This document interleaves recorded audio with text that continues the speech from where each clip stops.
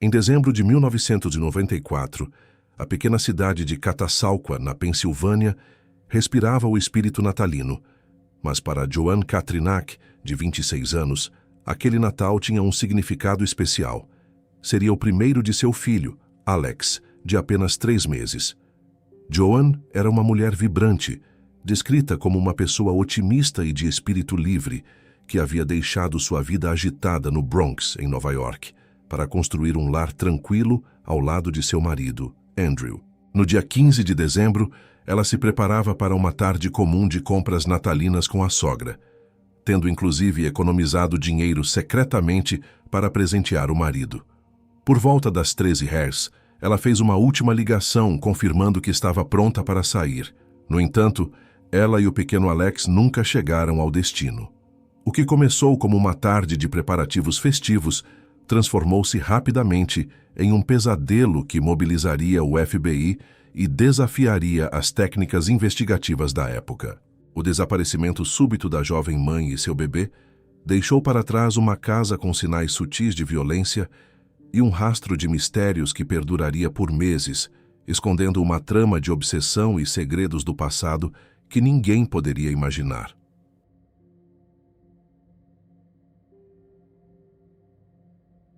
No dia 15 de dezembro de 1994, a rotina da família Katrinak em Catasauqua, na Pensilvânia, foi interrompida por um evento que desafiaria as autoridades locais. Joanne Katrinak, uma jovem mãe de 26 anos, preparava-se para uma tarde de compras natalinas com sua sogra, Veronica Katrinak.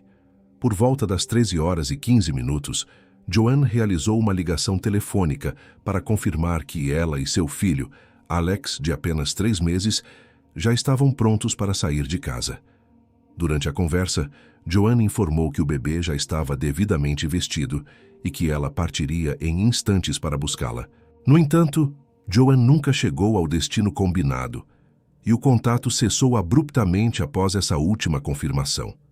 Verônica tentou ligar repetidamente para a residência durante toda a tarde, mas as chamadas não foram atendidas, gerando uma inquietação crescente na família.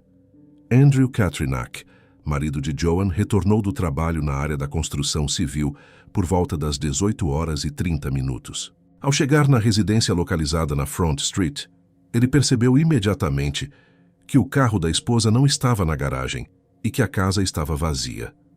Inicialmente, Andrew não demonstrou alarme, acreditando que as compras haviam demorado mais do que o esperado devido ao movimento intenso do período de festas, ou que Joanne estivesse aproveitando o tempo para conversar e melhorar sua relação com Verônica. Ele chegou a descansar e assistir televisão por cerca de 2 horas antes de decidir investigar o paradeiro da esposa.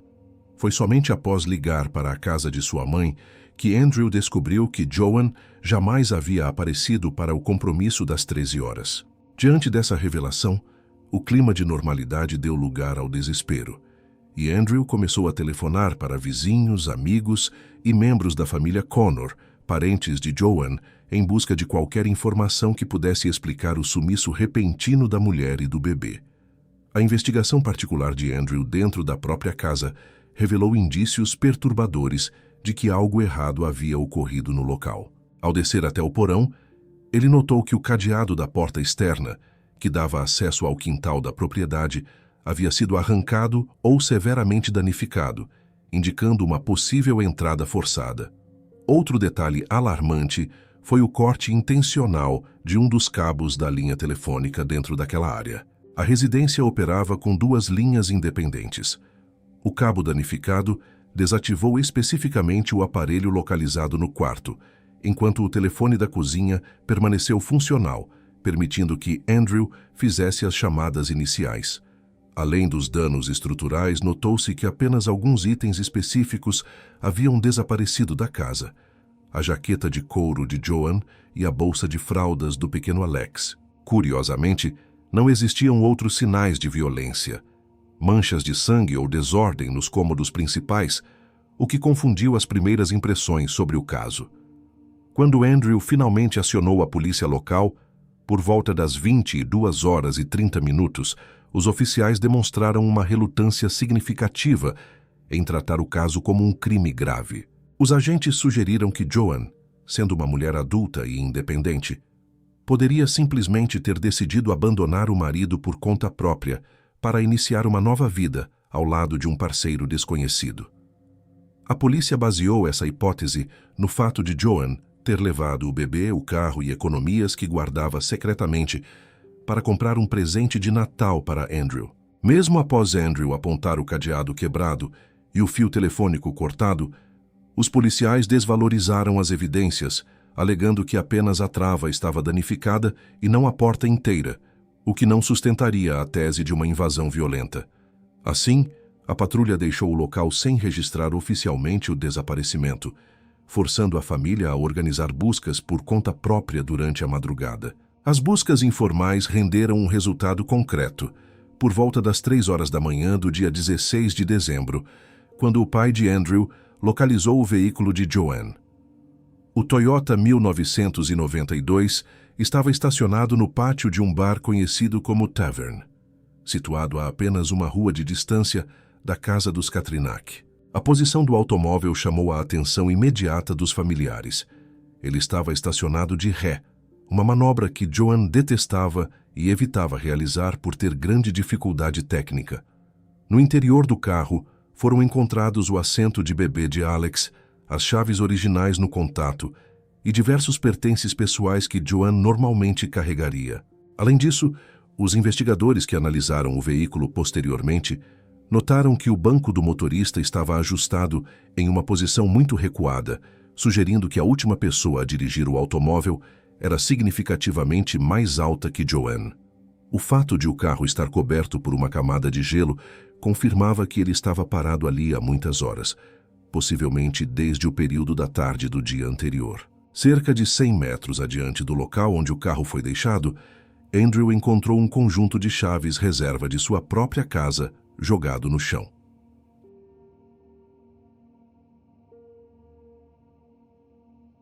A trajetória de Joan Katrinak, antes do desaparecimento, ajuda a compor o cenário de sua vida na Pensilvânia.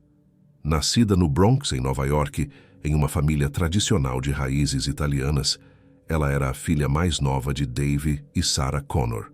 Joan era descrita como uma pessoa carismática e trabalhadora, tendo atuado por anos como caixa de banco, onde era admirada pelos clientes por sua personalidade comunicativa e flertadora. Seu histórico amoroso, contudo, fora marcado por instabilidades e escolhas problemáticas. Ela viveu um primeiro casamento traumático com Michael, também identificado como Jared Starr, um homem que ela descreveu como controlador e que teria chegado a agredi-la fisicamente.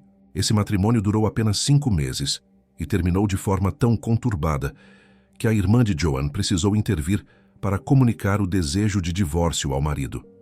Após essa separação, Joan viveu um período de festas e viagens até conhecer Andrew em Allentown, em 1992. O relacionamento com Andrew Katrinak parecia representar o início de uma fase mais estável, embora cercada de desafios financeiros.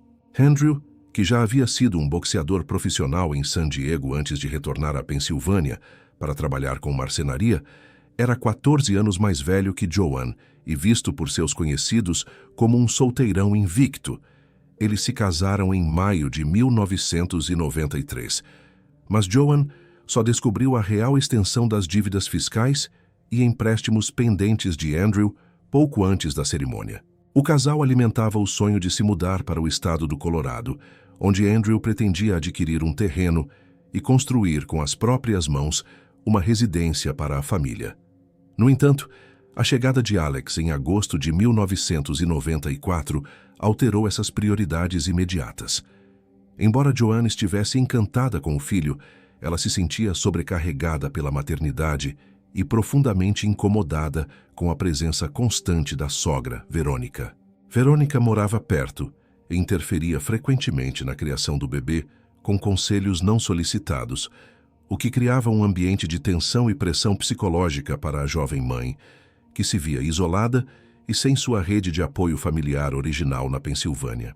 Com o avanço das investigações sobre o desaparecimento de Joan e Alex Katrinak, as autoridades e os familiares começaram a delinear um círculo inicial de suspeitos para tentar entender o que havia ocorrido na tarde de 15 de dezembro de 1994. A família de Joan, profundamente preocupada, apontou imediatamente o nome de Michael Jarrett Starr, o primeiro marido da jovem, como o principal culpado pelo sumiço. Essa suspeita fundamentava-se em um histórico de perseguição e comportamento controlador que Michael apresentou após o divórcio, obrigando Joan a acionar a polícia em diversas ocasiões por se sentir ameaçada por suas tentativas persistentes de contato. Diante da gravidade da situação e do fato de o suspeito residir no estado vizinho de Nova Jersey, o Departamento Federal de Investigação, conhecido como FBI, envolveu-se no caso para realizar o interrogatório. No entanto, Michael apresentou um álibi sólido e inquestionável, comprovando que estava em seu local de trabalho durante todo o dia do crime, o que foi confirmado por seus colegas e resultou em sua exclusão definitiva do rol de suspeitos. Enquanto o primeiro marido era inocentado, os investigadores passaram a observar atentamente o comportamento de Andrew Katrinak, o atual esposo de Joan. O que mais chamava a atenção dos oficiais e de alguns conhecidos era a calma excessiva demonstrada por ele em um momento de crise tão aguda, comportamento considerado atípico para um homem que acabara de perder o contato com a esposa e o filho recém-nascido. Relatos indicam que, enquanto amigos e familiares se mobilizavam em buscas desesperadas, Andrew foi visto sentado no sofá bebendo cerveja ou assistindo a partidas de futebol na televisão, demonstrando pouco interesse nas teorias sobre o paradeiro da família. Além dessa frieza emocional, a existência de uma apólice de seguro de vida em nome de Joan, da qual Andrew seria o beneficiário legal, forneceu aos detetives um possível motivo financeiro para o crime, especialmente considerando as dificuldades econômicas que o casal enfrentava na época. As suspeitas sobre Andrew ganharam um novo elemento com o depoimento de um vizinho chamado Dave Wilson. Wilson afirmou categoricamente às autoridades que, na manhã de 15 de dezembro, ouviu 2 ruídos altos, semelhantes a estrondos ou impactos, vindo diretamente da direção da casa dos Katrinak. Esses sons teriam ocorrido em um horário no qual Andrew ainda deveria estar na residência antes de partir para suas obrigações profissionais. Para se defender, Andrew sustentou que passou o dia inteiro trabalhando ao lado de seu pai na construção de uma extensão em uma casa de um cliente, um álibi que dependia inteiramente do testemunho paterno. Paralelamente a essa linha de investigação, surgiram teorias alternativas sugerindo que Joan poderia ter abandonado a vida conjugal voluntariamente. Algumas amigas mencionaram que ela mantinha uma fixação por um antigo amor chamado Mark, a quem se referia como uma grande paixão não correspondida, e especularam que, se ele tivesse proposto um retorno, ela poderia ter fugido com o bebê e as economias domésticas para recomeçar ao lado dele ou de outro admirador secreto.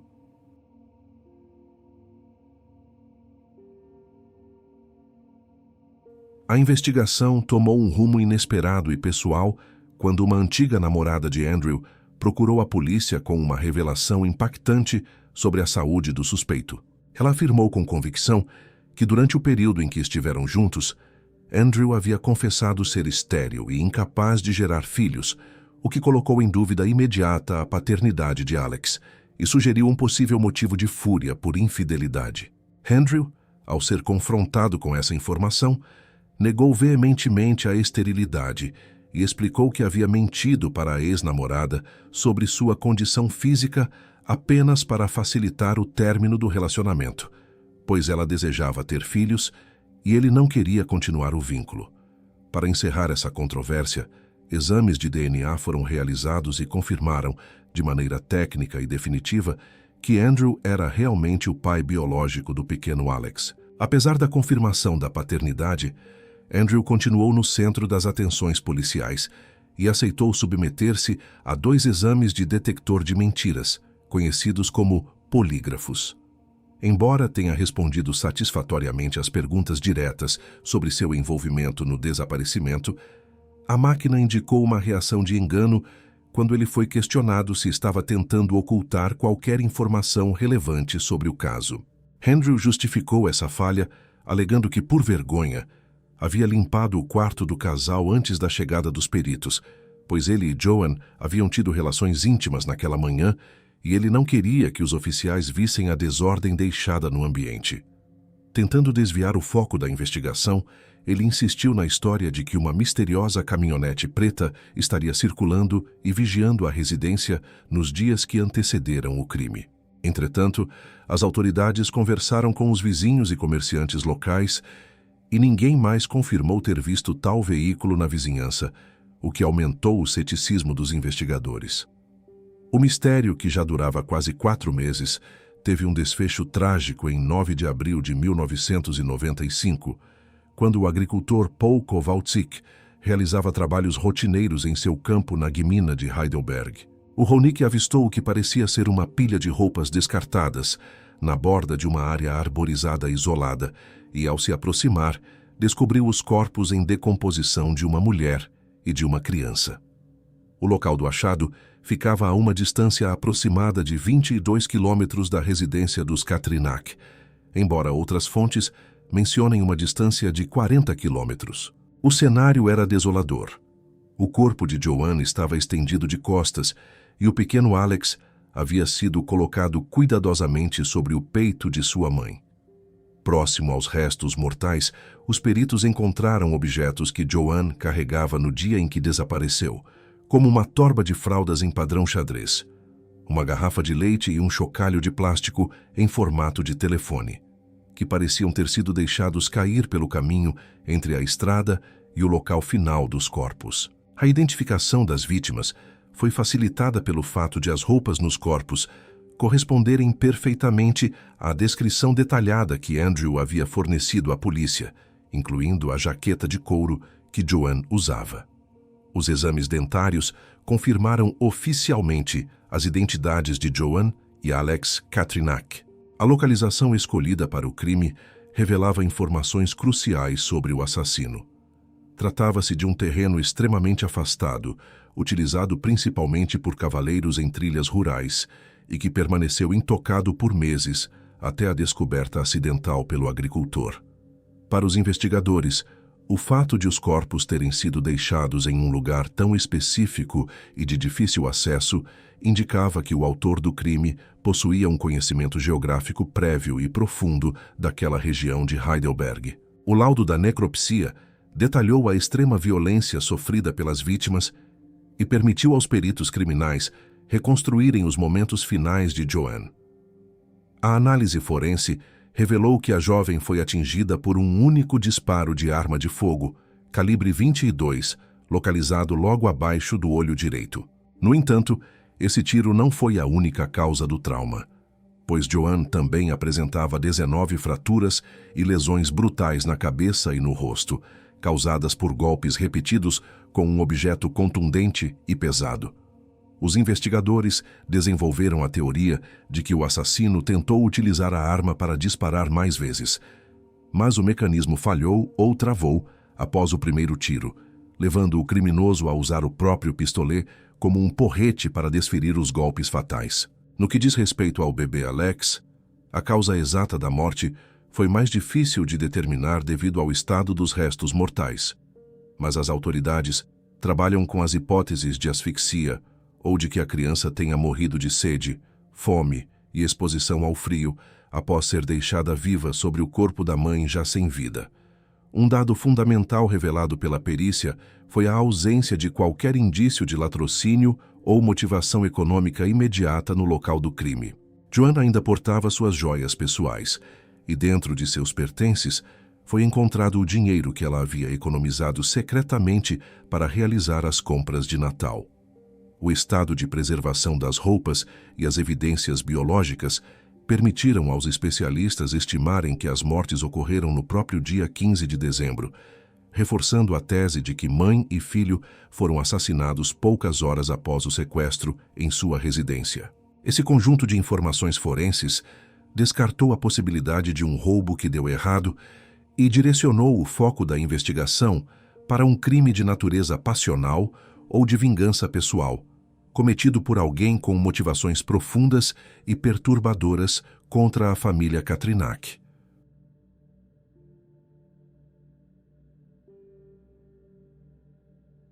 O andamento da investigação sobre o desaparecimento de Joan e do pequeno Alex mudou drasticamente quando os oficiais levaram Andrew ao local isolado onde os restos mortais haviam sido encontrados. Naquela região arborizada de Heidelberg, Andrew reconheceu imediatamente o terreno e informou aos investigadores que sua ex-namorada, Patricia Horer, costumava frequentar e trabalhar em uma estribaria de cavalos situada a aproximadamente 1,5 km de distância.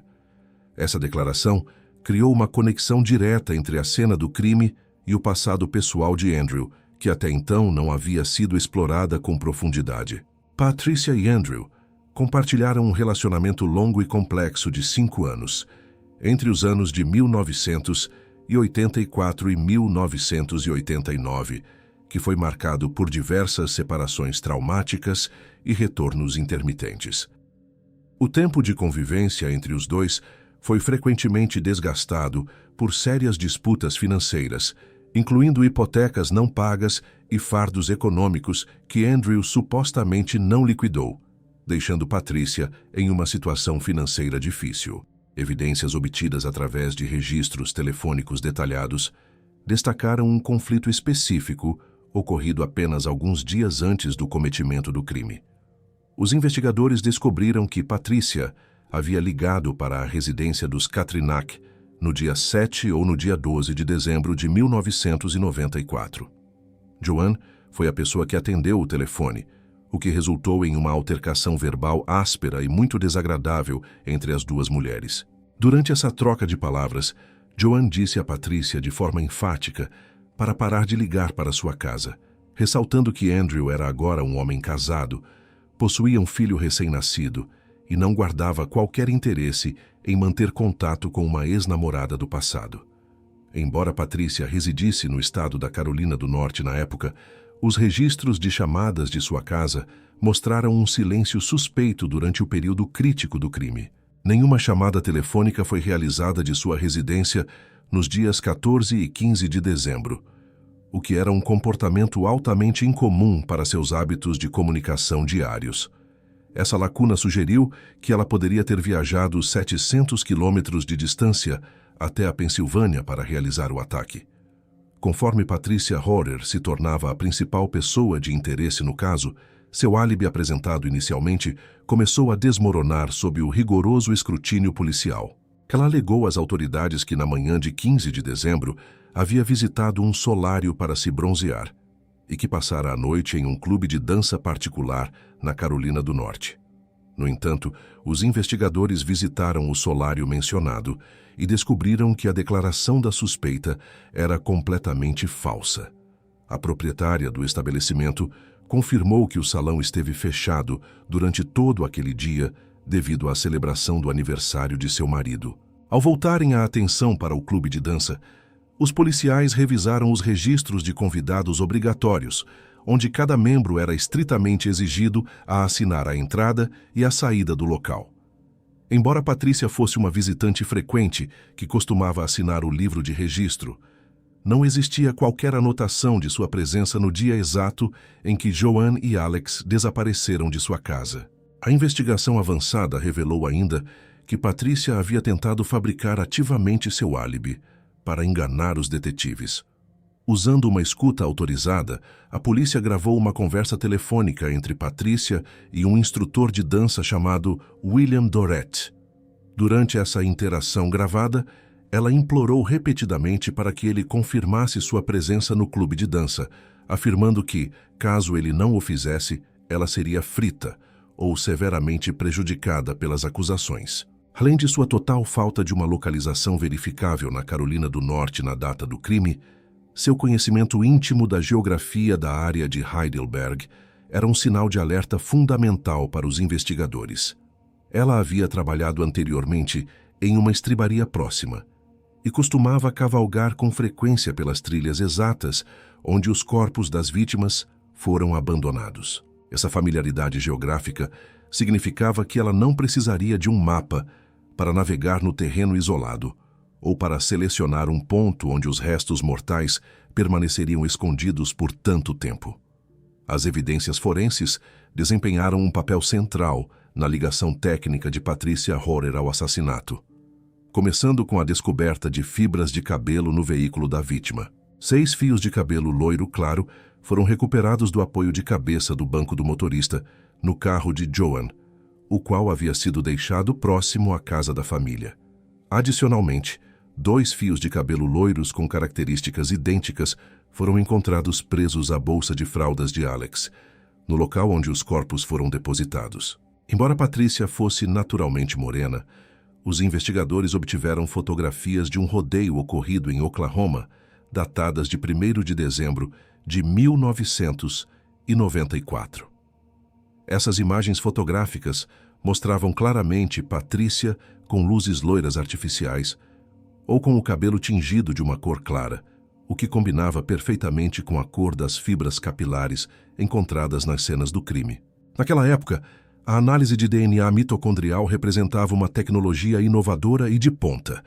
Os testes laboratoriais confirmaram que as fibras de cabelo encontradas no carro e na bolsa eram uma correspondência genética precisa para Patricia Rohrer. O enigma envolvendo a arma do crime também apontava as suspeitas diretamente para a figura de Patricia. O irmão da suspeita admitiu aos investigadores que havia lhe dado uma pistola de pequeno calibre 22, a qual fora adquirida em uma venda informal. Ele descreveu a arma de fogo como sendo lixo, justificando que o mecanismo frequentemente travava ou engasgava após o primeiro tiro ser disparado. Esse detalhe técnico específico combinava com as descobertas forenses realizadas durante a necropsia, que demonstraram que Joanne foi baleada apenas uma única vez antes de ser brutalmente espancada 18 ou 19 vezes com um objeto contundente e pesado. A Promotoria de Justiça argumentou que a arma travou exatamente como previsto, forçando a assassina a usar o próprio pistolete como um porrete para finalizar o ataque. Testemunhas também relataram o comportamento obsessivo de Patricia em relação a Andrew ao longo dos anos. Um ex-parceiro dela, Walter Blalock, afirmou em juízo que Patricia frequentemente falava sobre Andrew e até tentava estilizá-lo para que ele se parecesse mais com seu ex-namorado, alterando seu estilo de vestimenta. A promotoria construiu um perfil psicológico detalhado de Patricia Rohrer, focando em um motivo de ciúme patológico, mórbido e doentio. Os promotores argumentaram que Patricia estava profundamente amargurada e ressentida pelo fato de Andrew ter finalmente alcançado a vida familiar estável e o filho biológico com Joanne, que ela sempre desejara para si mesma. A chamada telefônica ocorrida no início de dezembro provavelmente serviu como o gatilho psicológico final, fazendo com que ela perdesse seu equilíbrio emocional e decidisse embarcar na longa viagem de 700 quilômetros para confrontar sua rival direta. Seu histórico psicológico e comportamental apoiava a possibilidade de tal explosão de violência. Ela possuía um registro documentado de atitudes agressivas, incluindo casos graves de crueldade contra animais, episódios de embriaguez pública e altercações físicas violentas, onde chegou a golpear homens no rosto com as mãos. O perfil criminal elaborado pelo FBI sugeriu que o autor do crime era alguém que possuía uma familiaridade íntima com a residência dos Katrinak. O fato de o invasor saber exatamente onde a linha telefônica específica para o quarto estava localizada no porão indicava um conhecimento prévio detalhado da disposição interna da casa. Como Patricia residira naquela mesma casa por 2 anos durante seu relacionamento amoroso com Andrew, ela se encaixava perfeitamente nesse perfil de conhecimento doméstico. Além disso, o estado em que o veículo foi encontrado sugeria uma mente fria e calculista. O carro foi meticulosamente limpo de todas as impressões digitais, o que indicava um esforço consciente para destruir quaisquer evidências forenses. No entanto, a criminosa negligenciou as fibras de cabelo microscópicas que eventualmente permitiriam sua identificação e prisão. A extrema brutalidade dos 19 golpes desferidos na cabeça de Joanne falava de um ódio pessoal profundo que excedia em muito o que seria esperado de um sequestro comum. Esse nível de violência excessiva era consistente com a teoria de um crime alimentado pelo desejo de apagar a mulher que a substituíra na vida de Andrew.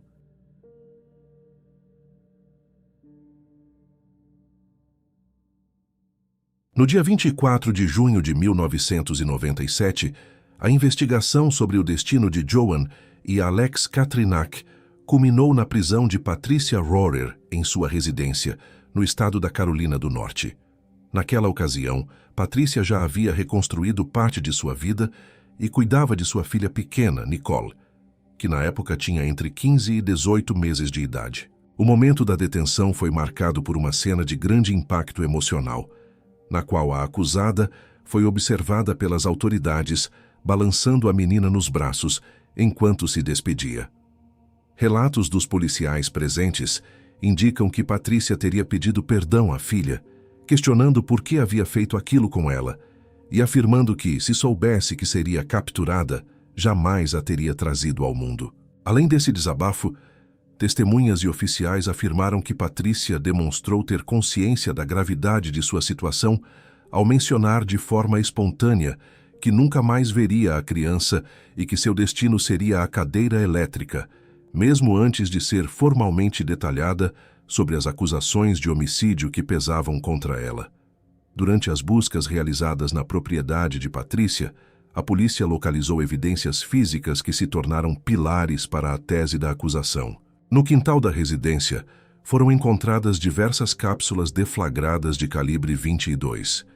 Embora a arma do crime nunca tenha sido recuperada para uma comparação balística direta, as cápsulas encontradas eram compatíveis com o tipo de munição que vitimou Joan Katrinak.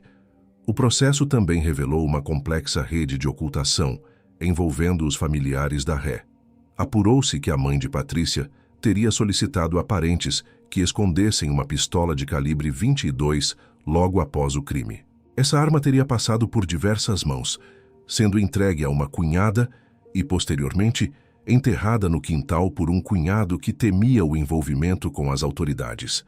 Apesar desses indícios e da pressão do sistema judiciário, Patricia Rohrer recusou terminantemente qualquer proposta de acordo de confissão que pudesse mitigar sua pena, mantendo-se firme em sua alegação de inocência absoluta até o fim.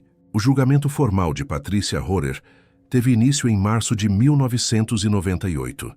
Após a apresentação de dezenas de testemunhas e evidências, o júri levou apenas 2 horas de deliberação para emitir o veredicto. Patricia foi declarada culpada por 2 homicídios e 2 sequestros, recebendo a sentença de prisão perpétua sem qualquer possibilidade de liberdade condicional. No entanto, o encerramento do caso nos tribunais não extinguiu as sombras de dúvida que cercam a condenação. Anos após o veredicto, ganharam destaque testemunhos que haviam sido negligenciados, como o de Walter Traubman.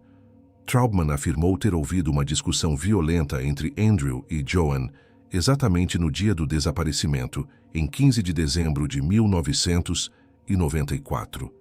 Segundo ele, Andrew gritava com a esposa, questionando a paternidade do bebê, o que sugeria uma dinâmica doméstica de conflito que não foi explorada durante o processo original. Outro ponto central de contestação envolve a validade das provas científicas utilizadas. A defesa de Patricia sustenta que as análises microscópicas de cabelo que serviram para ligá-la ao veículo das vítimas baseiam-se em métodos considerados inadmissíveis pelos padrões forenses modernos e que foram amplamente desacreditados ao longo dos anos. Existem alegações de que o relatório policial inicial indicava que os fios encontrados no carro não possuíam raízes, o que tornaria impossível a extração de DNA na época, levantando a suspeita de que as evidências possam ter sido manipuladas para garantir um culpado. Essas inconsistências alimentaram a teoria de que Andrew Katrinak poderia ter forjado a invasão e o sequestro para se livrar da esposa, que supostamente planejava abandoná-lo após o Natal. De acordo com essa visão, Andrew teria aproveitado o histórico de Patricia para torná-la a suspeita perfeita. Enquanto Patricia Rohrer permanece presa e mantém sua luta por um novo julgamento, Andrew reconstruiu sua vida, casou-se novamente e mudou-se para o estado do Colorado, mantendo até hoje o apoio integral da família de Joanne.